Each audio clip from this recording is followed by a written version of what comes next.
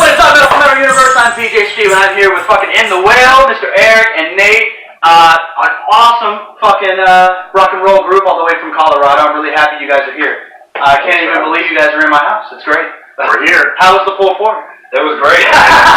Cooked some great food for us. It was awesome. Hey man, you get the special treatment when you come on Metal for Metal, so I appreciate you guys coming. Yeah. So you guys are in the middle of the tour right now, right? Right.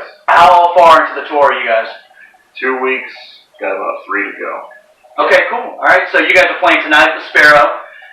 Pretty cool shit. I can't wait for it. You guys are going to be playing with Bud Pirate, from New York, right? Or Jersey, New York, they call it? Jersey. Bud Pirate. But it's like B-U-T, apostrophe, and then like P-Y-R. It's cute. I like it. I dig it. I like it. I like it a lot. So we're going to get into the new record because it's fantastic. I got to dwell on the past a little bit because talk to me a little bit about where In the Whale kind of came from. Yeah, kind of like the name of it, or well, you know, where you guys started, you know, that kind of rock and roll, that kind of music. Yeah, I mean, we kind of In the Whale was just kind of our outlet from our other 2 bands at the time, and it was, I mean, honestly, early In the Whale stuff was like experimental stuff. Like Eric played a song on a Casio keyboard, like a little drum beat on it, and I just like yelled over it. And we had like weird animal noises. It was kind of like we didn't know what we were doing. It was just kind of fun. Just wanted to get out, and eventually, after 4 or 5 EPs, we've made it to where we're at now. Yeah. Yeah. So it's kind of an evolution. Well, it's really good shit. Thank you. Cool. And I like you guys don't follow a fucking trend, which is cool. You know, not every band is just randomly putting out EPs, which is, I dig that. So, Cake, your first EP drops 2014, does it? Right? 2012, 2012, right? Yeah, so 2012, well, 2014 was Neighbors, right? Yeah, that's why I'm confusing. So, which is my favorite. Well, we'll get into that. But Cake, 2012, you guys dropped Cake.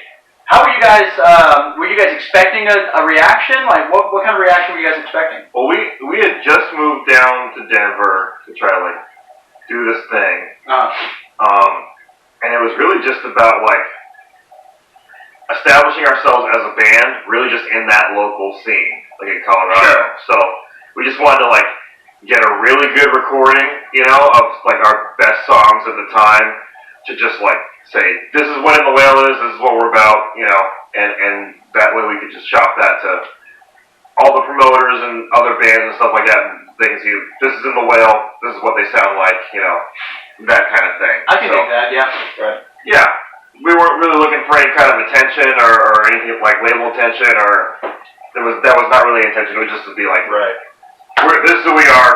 This is what we are. You know. Cool. Yeah, we were actually just clearing out rooms at that time. Like we went to play and everyone was so into like Mumford and Sons and stuff like that we would play, and it was like, ugh, it's bad. I don't like it. I'm not a fan. It's fine, but I mean, we were just not doing that. I think there was a clip on a Family Guy episode that it was like, hey, you want to come see my band? We play some songs and we play some music and go, hey, that's what music is now. And I was like, that's Mumford and Sons all day. But no, I see what you're saying, because like I said, going back to what I said earlier, you guys don't follow a trend. You guys don't. You're right. You guys are your own fucking thing, which I do really appreciate and I do love. Like I said, I first saw you guys play with Hail Bob Astronauts, a really good friend of mine, or really great friends of mine.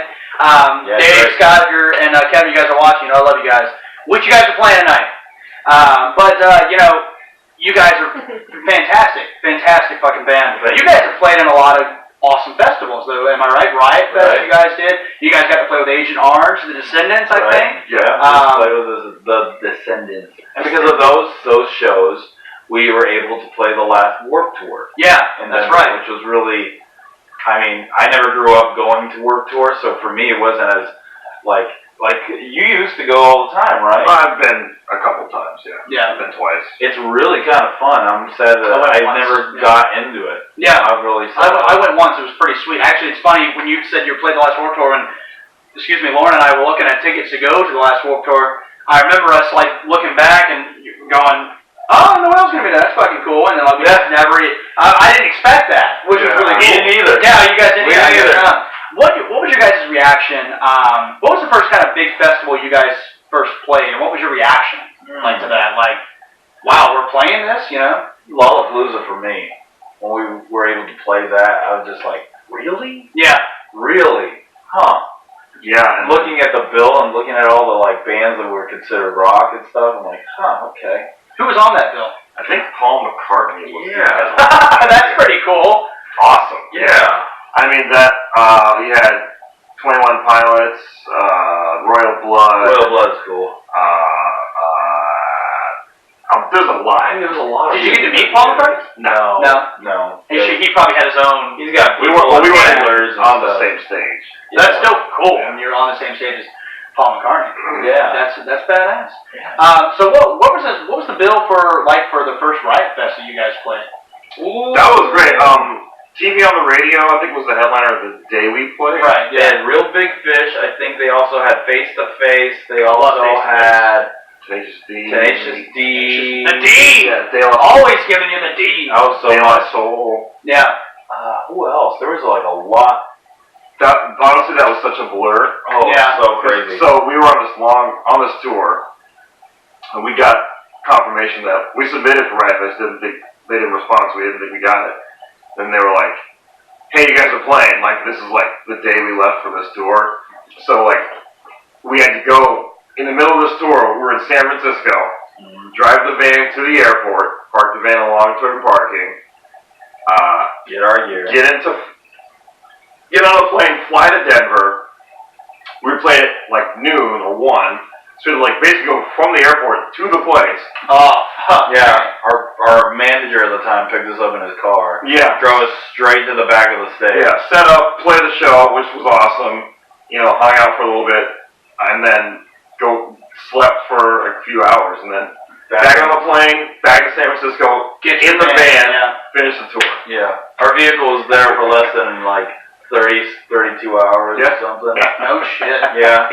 That's pretty cool. That's we drove. That's goddamn dedication, I will say. Cheers to you guys. It was all that whole like section of. But I bet it was just a rush, though. Oh yeah. Like fucking sleepy rush. Yeah. Okay, now let's fucking play. Now, what have you guys released by that time? Riot Fest. Do you guys remember? We were on. We hadn't done Quicksand yet, so it was. Oh, the Quicksand EP is great. It was Full Nelson. We were at Full Nelson at the time. Yeah, Full Nelson. When did Quicksand come out? 15? 16. 16? Yeah, it was 2 years ago. Jeez, man. Yeah. So let's back up. I want to get to Neighbors real quick, which you were surprised when you said that was my favorite. Yeah. Not a lot of people say that. That's my favorite. I don't know why. I really dig it. I really dig Neighbors. Okay. Tell me the story about those two songs. We were asked by Red Bull, or we were given the opportunity to go and fly out to their studio. Because they were trying to implement more rock, right? As it should. And I mean, I think veered away from that. Now it's all EDM and stuff like that. But they tried with us. Delete. No, right? Delete. So we had that great opportunity. We went out there, and because we had done the Red Bull Select show, right? Yeah. That had come through Denver, and we played one in Seattle. We played one in East Coast. The big reason we played Lollapalooza and ACL was because of Red Bull. Yeah, they were really pushing us, which was really cool. Yeah, that is really. If they can support, you guys.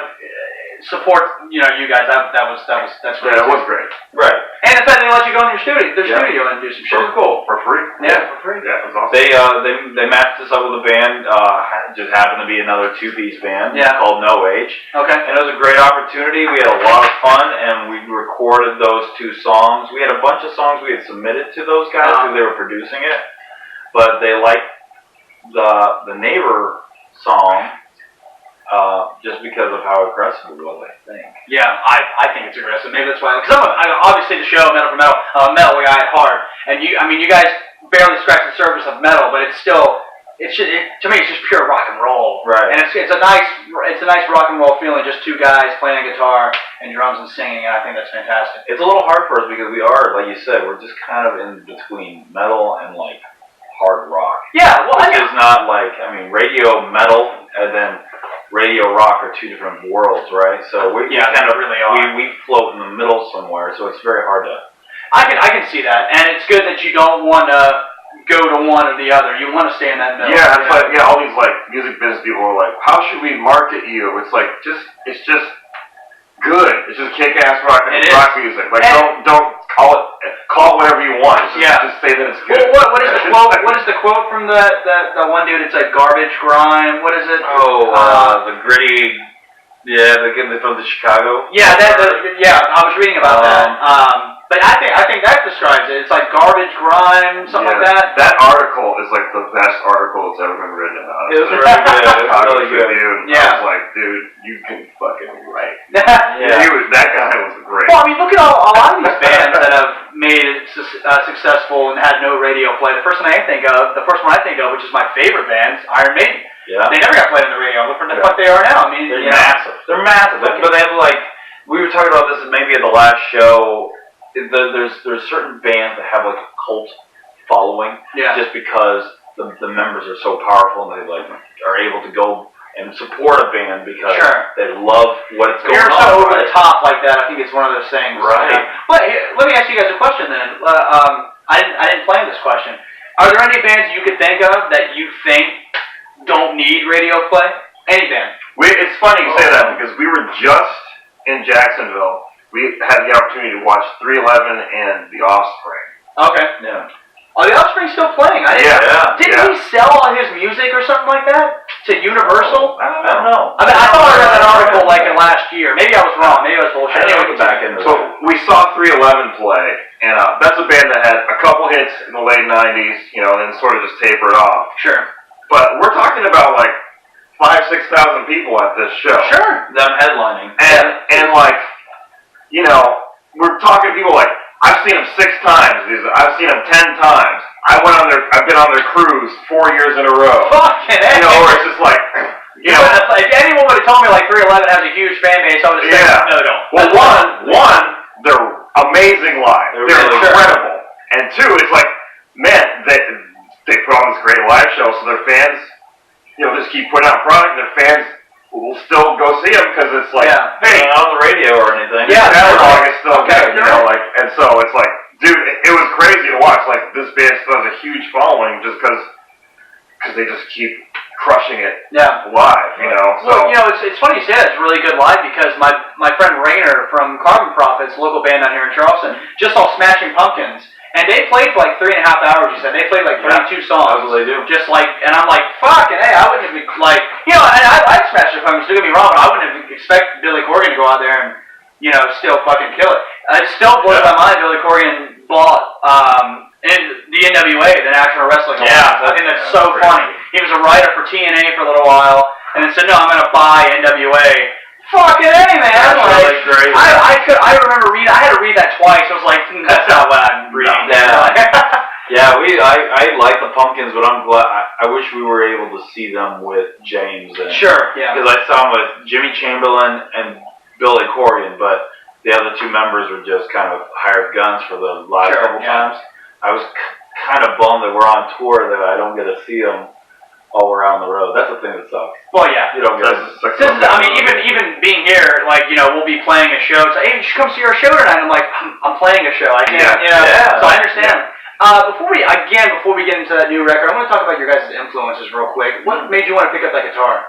You had any guitarists or bands that you were listening to that you thought that's what I want to do? Well, no, I had a lot of influential friends, all the kids that were around me because I grew up in a small town. Sure. There wasn't we didn't have the internet. That wasn't the thing. Sure. Yeah. Everyone was skateboarding or listening to vinyl or CDs were just coming up and everything.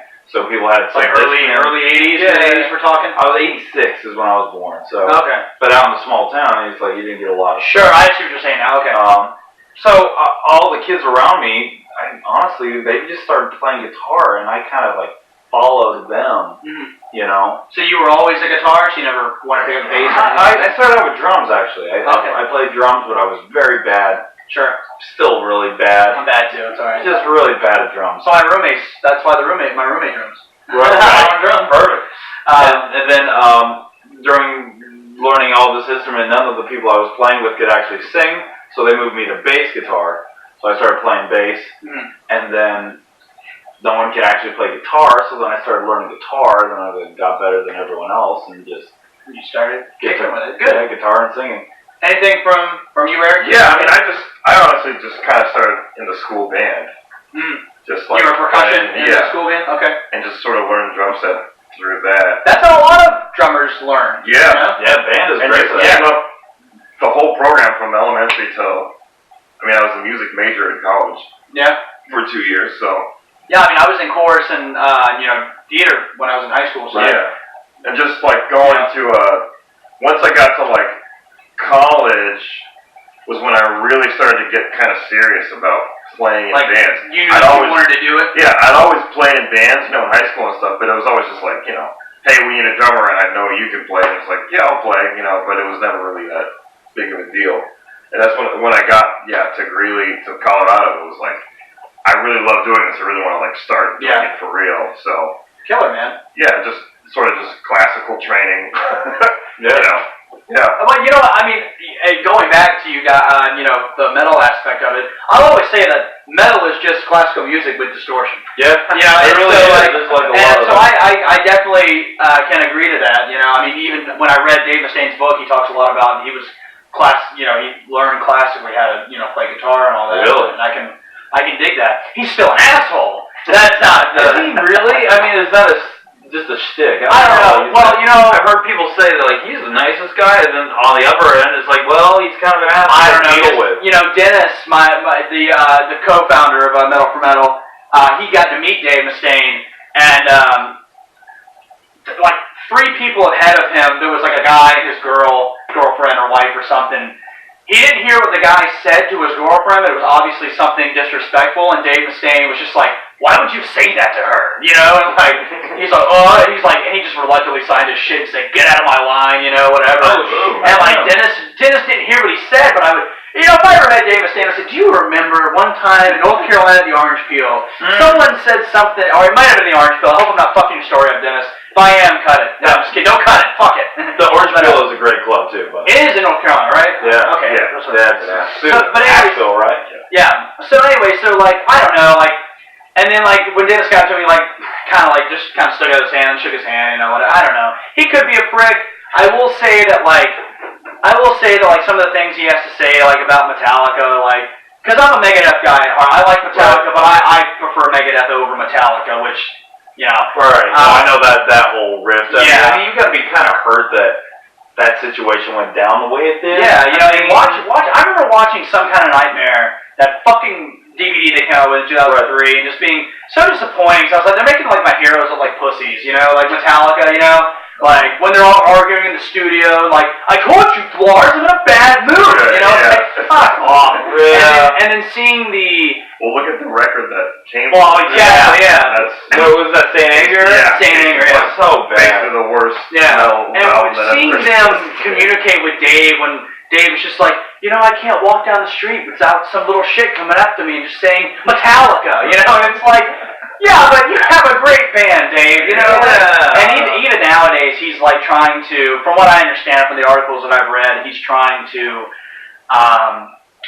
get more royalties for like hit the lights and things like that. Oh no!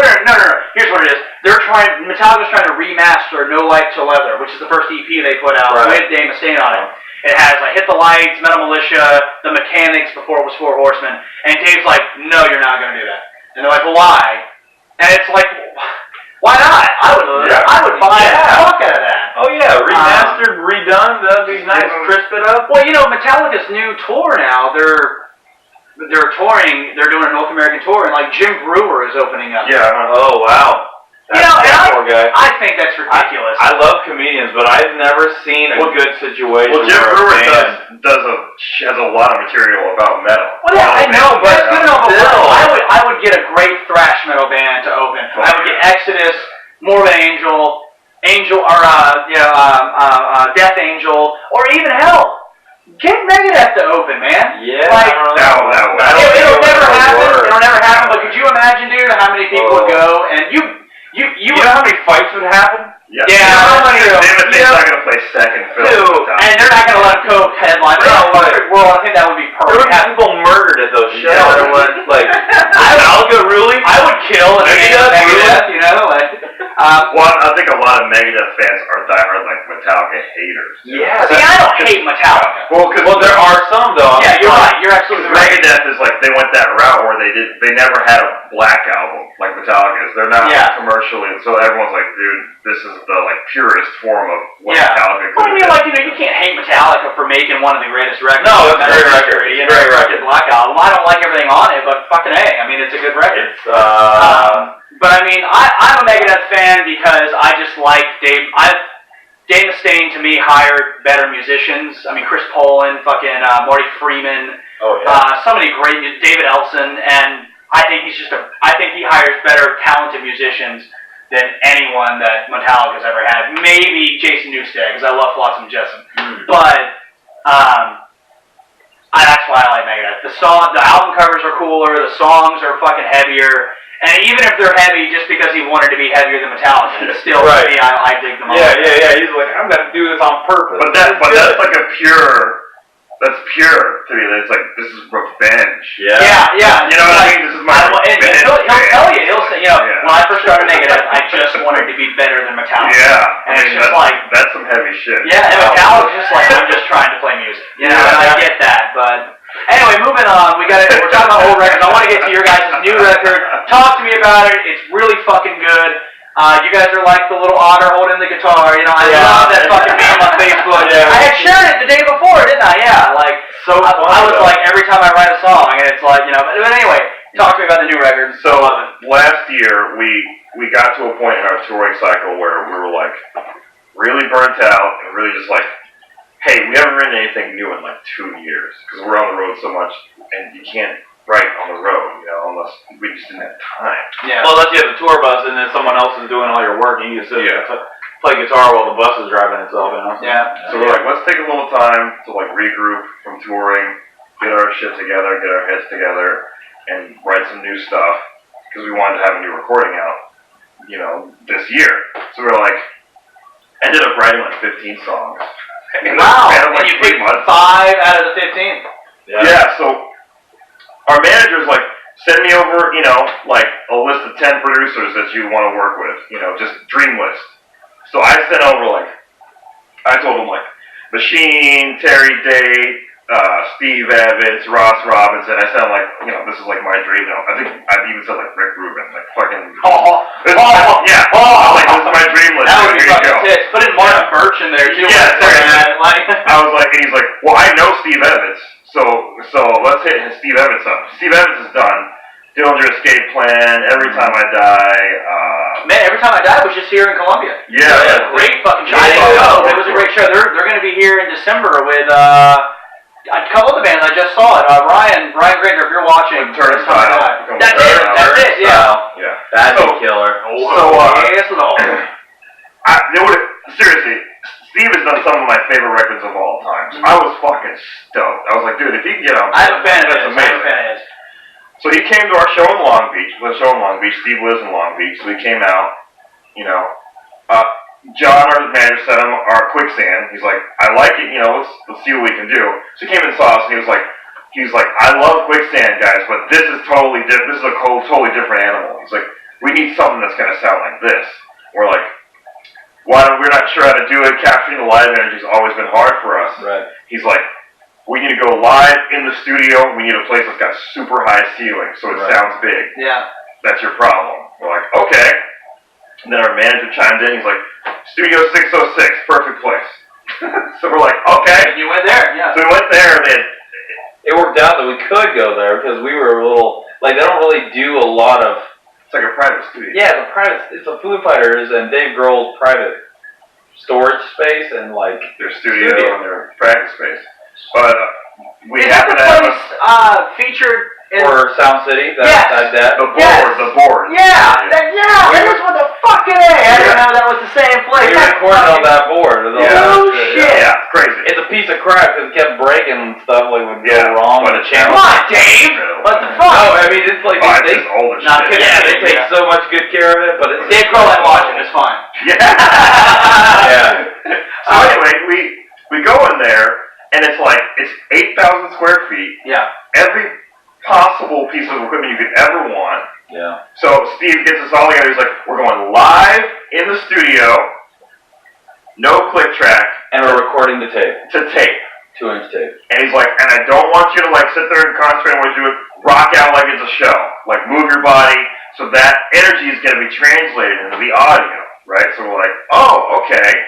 So it was way different experience than we've ever done before. Sure. It was super hard because we did the vocals as well all at the same time. So if we messed up on anything, start over. You got a lot of practice for it, you know, for songs. God. We played those songs so many damn times. It was like doing a 10-hour show. Yeah, but you can hear sweating through shit. You can hear little mistakes in there, spots where the vocals are a little flat, you know, and it's like, he's like, dude, it's just about that performance. Like, I just want to get the It performance. does sound really good. Yeah. I love it, man. Teeth is probably my favorite. A lot of people love that song. I don't know why I love it. And the first track is great, too. Great opener. Yeah. Great opener. So and then what's cool is we did Highways. Yeah. And then we had a little bit of time left over, so we're like, let's do the acoustic version of Highways. And he's like, okay, here's what we can do. I thought that was great, too. Yeah, he's like, okay, let's keep this mentality going. So he's like, well, mic the guitar, mic the vocals, and then we put 2 room mics in there. And that's it. And so he's playing, and I'm just standing behind Nate with a shaker and a tambourine and singing backup vocals just in the room. And that's what it is. Yeah, they just moved mine back to where it was like mixed well in the room. Yeah, so it was like, sound really good. hey, you're a little too loud, move. Like literally take 4 steps back. And was that different for you doing an acoustic song like that? Was that a little different? We've done acoustic songs before, right? But I'm saying after doing all those heavy. Oh, yeah, it was very strange. Was it strange for you to have to bring that energy kind of down to keep it acoustic? I mean, I struggle with. Super tired though. Sure. Oh, sure. So it was like easier to just kind of like. The last thing we did that day. You know, I know what you're saying. Like, you're being heavy, and then you gotta. Okay. Yeah. Calm it down. Yeah. The thing about Steve Evans though is also that he's like really natural. Like a lot of producers have their sound. This is what my sound is, and he's very much like, I want the band to sound like the band. Right. I like that. So he's like really trying to tap into what In the Whale was. You know, pre-production, for those of you who don't know what that is, like just working the songs out before we record them, you know, it was very we're like, change this, let's try going to the chorus earlier here, and it's like, okay, we got the song down, alright, now we're going to record it. Yeah. Because it was like, everything's going to be in the moment, you know, don't think about it too much, just stay in the moment, just stay like, go, don't think about it too much, or it's going to He gave a lot of good notes even beforehand, too, when we sent him all over those songs. Like you said, he liked Teeth. There wasn't that chorus. It didn't exist. It's like, Teeth. That was it. And he's like, you need to write a chorus. So then we had that part was all added. Nice. Because of him. That's really cool. Yeah, it didn't even exist. But he's like, you need a melodic part in here because it's just going back and forth to nothing. So you have that. I was like, okay. Okay, yeah. Okay. Well, guys, the new record is out, and it's really good. I dig it. It is on Spotify, iTunes. Can you buy it from your website and all that shit, too? Yeah. Yeah, you can buy it from your website if you want a physical copy, which is probably what I'm going to do. But yeah, anyway, it's badass. Now, we're going to start to wrap up this interview. We're going to play a quick little game. Okay. How many hours would you say you guys are on the road together through the year? Ballpark. Chat me up. Ballpark. Hours? Okay, let's say it's an average of 120 shows a year. Okay. So let's do a quick math on that. So that's 20 times 24 hours. Right? Are we counting the time that we're asleep also? Well, let's say 12 hours. Yeah, 12 hours. So 120 times 12. 1,440 hours. So you guys should know each other pretty well, right? So we're going to be playing kind of like the Newlyweds game. What we're going to be doing is, Eric, I'm going to ask you to just step outside. I'm going to ask him 3 questions. All right. About you. He should get it right, right? Maybe. And I'll come get you when we're ready. If this is bad, man, I apologize. I don't know. We'll see how it goes. Are you going to write down, or are you going to just remember? I'll just remember. All right. I mean, you ain't going to cheat. Yeah. All right. Just step outside. Yeah. All right. I'll come grab him. All right. Awesome. All right. So first one, and it's on camera, dude. You can't cheat. I know, right? Okay. All right. So the first one is what is Eric's favorite food? Ooh, and you see that's a weird thing because all right. Let's just do this. Let's do burger or pizza. Burger or pizza? Yeah. Ooh, probably gonna have to say Burger. Burgers. I'm gonna say burger. Okay. His weirdest habit on the road. Weirdest habit on the road?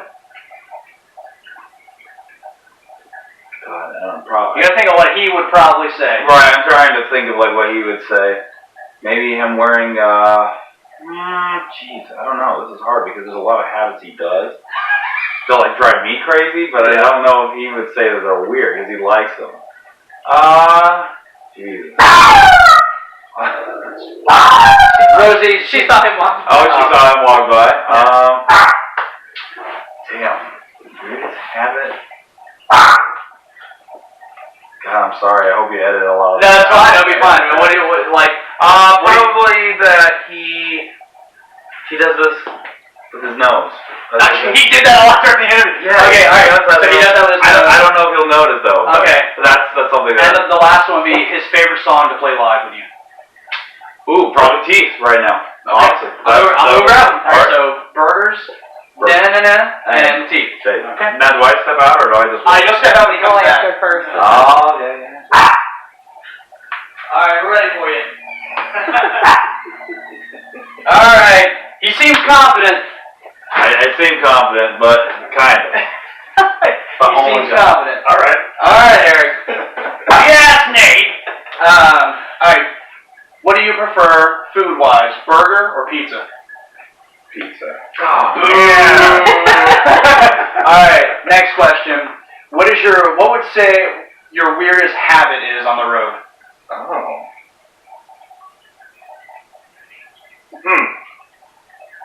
My weirdest habit on the road. Yeah. So many. You said that. I mean, Yeah. I did say You said that. I did say that, but that's not the answer. That's not the answer. Dude, I don't know. I have like a ritual before I go to bed where I like always have to have my computer out and like listen to podcasts before I go to sleep. no. No. It's when you rub your nose. Oh, that's all day. That's not. You did that during the interview too. And I thought that was fun. Yeah. Alright, the last one is your favorite song to play live right now with him. Jeffrey. Damn it.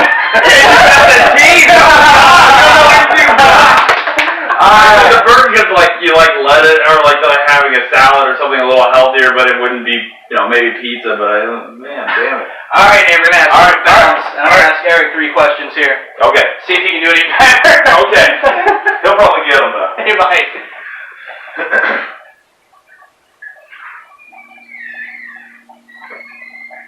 Gone? Okay. Yeah. Alright, so we'll ask him another foodie question. Okay. First one, would he prefer Italian or Mexican? Mexican. Food, not women. Okay. What would you say would be his weirdest habit on the road?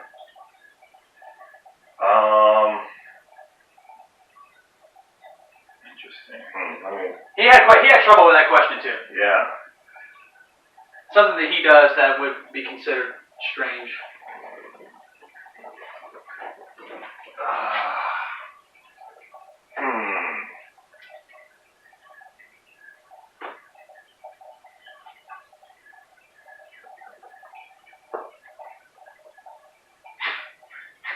He always brings a swimsuit. That's cool. And he never gets in the pool. Okay. Every time we're that. always staying in crappy hotels. So it's like, there's a pool. Then But it's he like, doesn't bring it. maybe I shouldn't. Alright, the last one is, where's his favorite place, like city, to play in? Oh man. I'm gonna say Portland. Portland. Alright, so we have Portland, yeah. Portland. So Portland, swimsuit, and you said Mexican? Yeah. You're gonna go get it.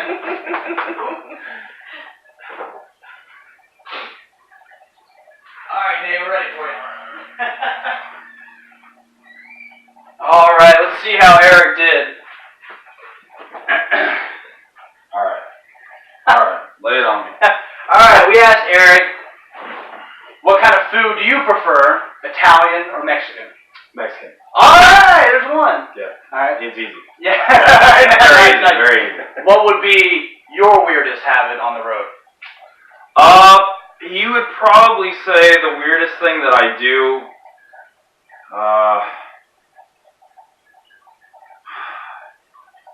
Probably how weird I get about something driving, or i.e.